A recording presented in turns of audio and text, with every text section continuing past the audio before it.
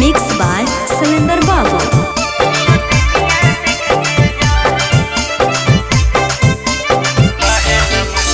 काहेला मुहा फुलैले ही धानी चले न जल्दी घरे।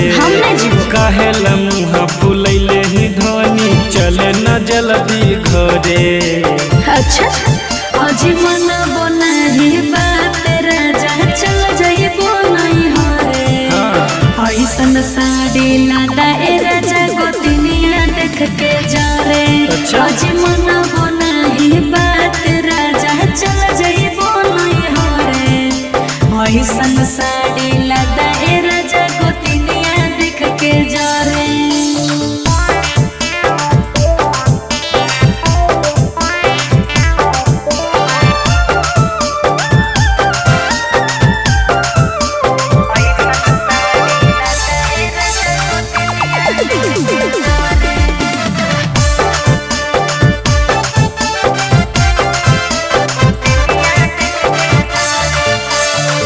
नहीं हो पैसा कौड़ी मौगी बूझे मजबूरी।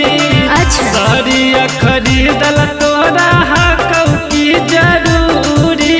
ए जी सुनो ने बोल ए राजा पेनी के साड़ी बड़ के मुहा चमकाबो। हमारा ए राजा बोला काहे सताबो। काहे झमेला करो ही सबे देखो खरे खरे। काहे झमेला करो ही सबे देखो खरे खरे। सुनो अजी मन बोना बात राजा चल जाइबो नहीं हरे। ऐसन साड़ी ले आदा ए राजा गोतिनिया देख के जा रे। मन बोना बात राजा चल जाइबो नहीं हरे। ऐसन साड़ी ले आदा ए राजा गोतिनिया देख के जा रे।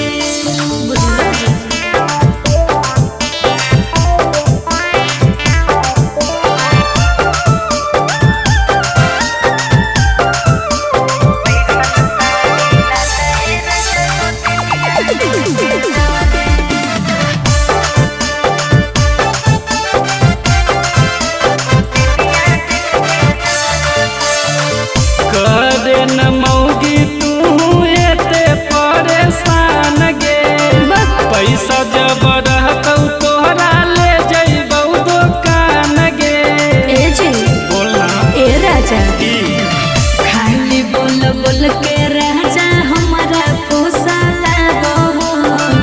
आज कल कह के राजा कुछो ना किना बो। नंदन जी के सब देख रहलौ ऐसे नहीं लड़े। अच्छा नंदन अंजे सब देख रहलौ ऐसे नहीं लड़े। आज मना बोना बात राजा चल जाइबो नहीं हरे। ऐसन साड़ी ले आदा ए राजा गोतिनिया देख के जा रे। मना बोना बात राजा चल जाइबो नहीं हरे। ऐसन साड़ी ले आदा ए राजा गोतिनिया देख के जा रे। माँ प्रतिमा रिकॉर्डिंग स्टूडियो शेखपुरा।